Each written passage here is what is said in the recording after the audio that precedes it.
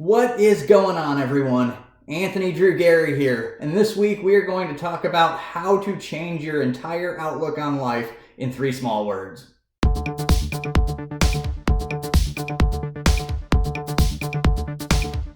There was a story that went viral recently where a student out of the Atlanta area realized that his apartment building was directly across the street from one of the biggest employers in the area.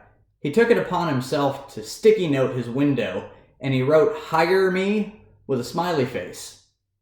And it just so happens that on the other side of the street, the employer took it upon themselves to write "email" with a question mark, and ultimately this guy got a job interview just because he got creative and he found an opportunity that might not have been there had he not thought on his feet. Once you rid your life of limiting beliefs, there's really nothing that you can't do. And I want to tee this up by removing the "I can't" statements in your life and change them with "how can I?"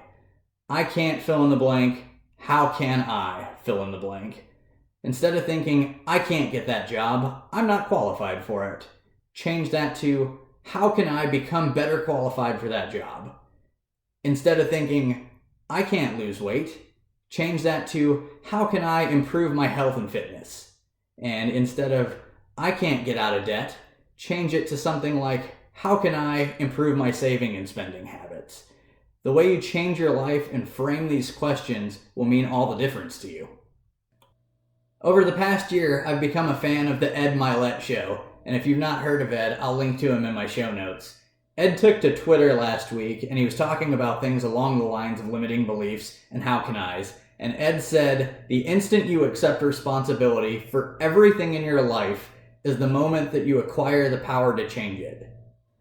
So this next week, I want to challenge you to do something outside your comfort zone that takes away one of your limiting beliefs. What is your equivalent of taking sticky notes and putting them on a window and getting a job opportunity out of it? There's something in your life that you can improve by changing the words "I can't" to "how can I?"